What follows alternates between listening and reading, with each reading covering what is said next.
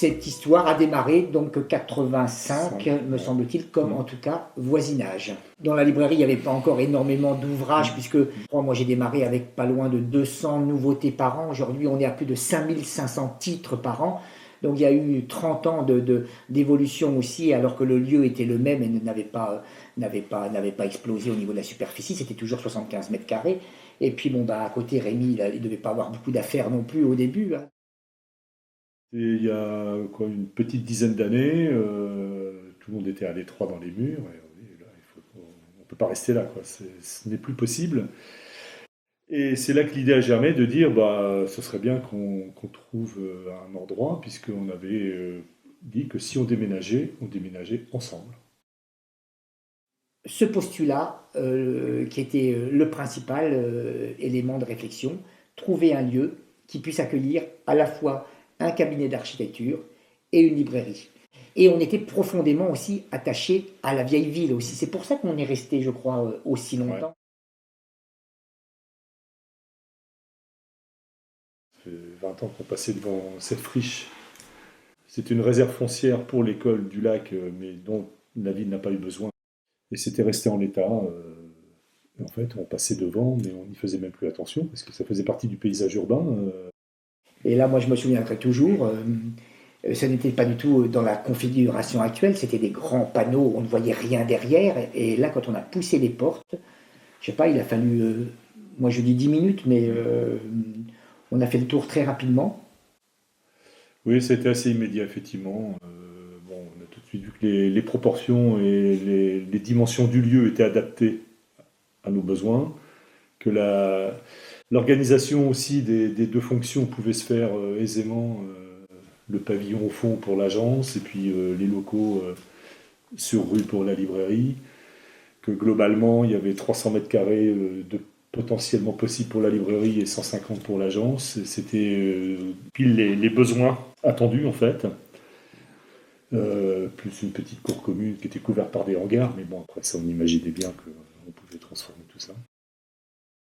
Deux plateaux, j'avais vu dans ma tête deux plateaux, et moi je voulais de l'espace. Donc après, ça m'a semblé, même moi qui ne suis pas archi, presque très simple. Plus ces murs, où là, ça m'a rappelé évidemment la marque jaune, la couverture de Blake et Mortimer, où on voit les deux héros avec ce sigle incroyable devant un mur de briques.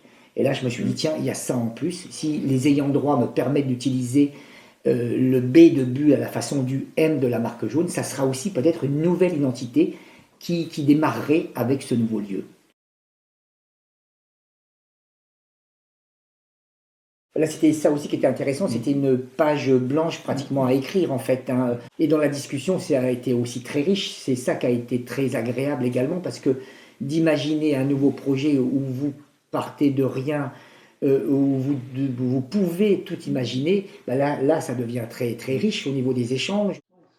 Oui, alors la collaboration avec le maître d'ouvrage, c'est comme ça qu'on l'appelle, a été forcément intense et fructueuse pour des raisons de proximité. On habitait quasiment ensemble, on était voisins, donc dès qu'on faisait quelque chose, hop, on l'appelait, il venait voir à l'écran, il réagissait en fait en direct. On n'avait pas cette distance où on fait une étape du projet, on transmet à la maîtrise d'ouvrage pour avoir une validation, on fait une réunion de travail pour en parler, enfin bref, tout ça c'est au profit du projet, et puis du coup ça permet aussi au maître d'ouvrage d'être un véritable acteur, quoi. Il est complètement concerné, intégré à toutes les étapes, et à la limite c'est une appropriation aussi plus importante du projet, quoi.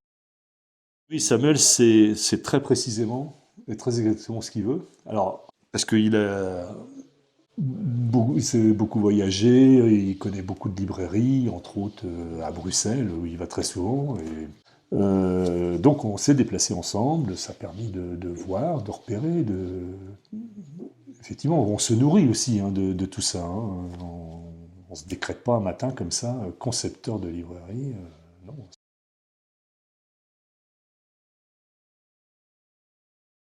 Il était temps, et c'est surtout aussi cette richesse d'échange au début, en tout cas, qui a été géniale. Ça a été première grosse étape, oui. Et c'est vrai aussi qu'on a le propriétaire, le vendeur, ce qui était la ville du Mans aussi, a été un acteur tout à fait positif aussi dans cette aventure, quoi. Dès le début, je crois qu'ils avaient déjà refusé des projets ici immobiliers parce qu'ils n'avaient pas envie de densifier, c'était suffisamment haut en face, et privilégier quand même une activité commerciale pour faire vivre le centre. Et ils ont toujours été très, très à l'écoute. Et voilà, on a eu aussi des échanges très constructifs avec eux.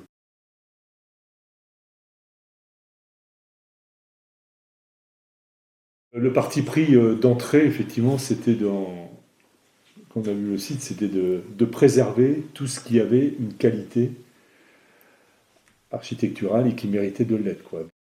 Voilà, ça c'était la démarche fondamentale du projet, que ce soit pour les extérieurs ou les intérieurs, comme on voit à la librairie, toutes les structures existantes qui présentent une vraie qualité, que ce soit la charpente, le saturbois, des murs en briques, la vieille porte qui a été récupérée pour être mise, tout ce qui présentait un intérêt a été préservé. Ça, c'est peut-être aussi ce que m'a appris Rémi aussi en essayant de conserver le patrimoine. Et puis, quand vous grandissez, que vous voyez un petit peu tout cela, ça s'ancre dans votre esprit. Et quand vous avez un lieu comme ça, justement, vous avez tout le terrain pour vous dire, ah ben là, maintenant tu es devant, là, vas-y, alors essayons de le faire et de garder justement un petit peu le plus possible de la mémoire de ce qu'a été ce lieu avant, de ce qui a existé avant, de tous les gens qui l'ont habité, etc.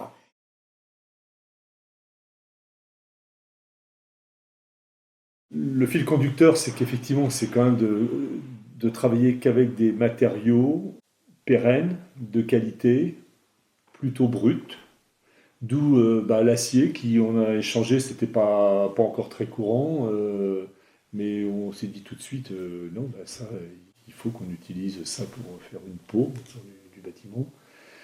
La brique, elle était peinte, on décape tout ça. La cour, elle est en ardoise naturelle. Toutes les ossatures bois, toutes les structures sont visibles. Tous les renforts en acier qui ont pu être faits sont visibles. Tous les sols de la librairie, c'est que du plancher de wagon en chaîne de réemploi. Voilà, c'était l'idée, c'est qu'on travaille qu'avec des matières nobles et on les laisse vivre et en état, quoi. Et tout de suite, j'ai été voir Rémi en disant, Rémi, est-ce que tu crois qu'on peut un petit peu, pas inverser, mais en tout cas changer la toiture, parce que j'avais cette image de verticalité et qu'on pouvait, Rémi m'avait dit oui, pensez déjà à la trémie, on avait déjà réfléchi un petit peu pour qu'on puisse voir du bas un petit peu ce côté vertical.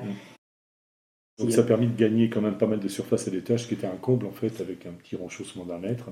Et du coup, le volume qui était comme ça est devenu comme ça en fait. Ce qui a permis de dégager tout un pan de mur et avec une hauteur suffisante pour y faire la passerelle. Donc en fait, on a une double hauteur sur la paroi verticale.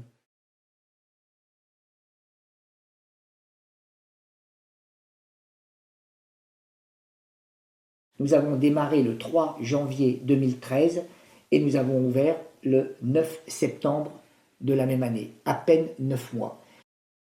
Tout le monde a eu à cœur quand même de se dire ah ben on va essayer de tenir cet impératif. Et moi, ça restera là aussi un souvenir assez incroyable.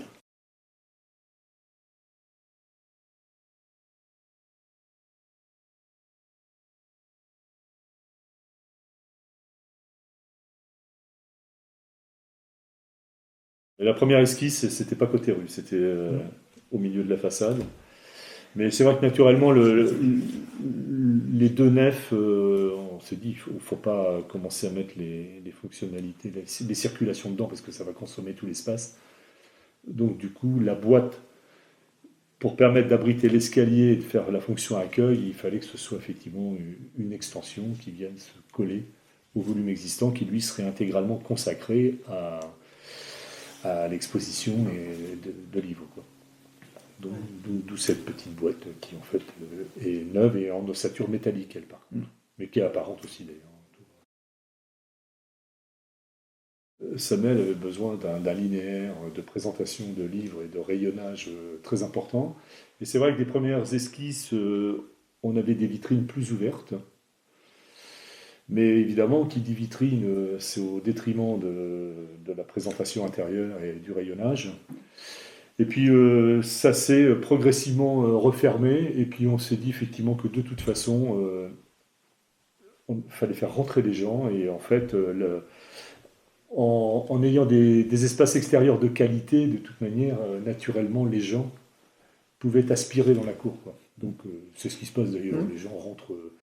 Bah, c'est vrai que la qualité des espaces extérieurs est intrinsèquement liée au bâtiment, quoi. Les négliger, c'est une grosse erreur, quoi. Donc c'est sûr que d'entrée, on s'est dit, cette cour, il faut qu'elle soit un lieu agréable, c'est une pièce extérieure, en fait, et à telle enseigne que quand il fait beau, les dédicaces, elles se passaient dehors. Il y a eu des petits concerts aussi. Voilà, c'est un lieu de vie, et qui est évidemment très visible, et c'est pour ça que naturellement, il faut que ce soit qualitatif, quoi.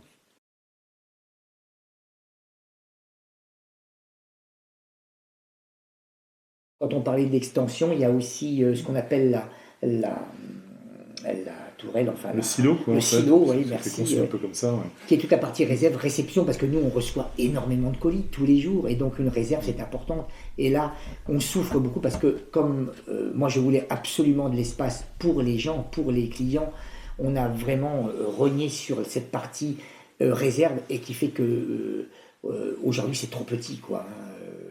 Mais bon, voilà, c'était là, moi par contre, je ne voulais pas déroger à cela, c'était le plus possible de l'espace.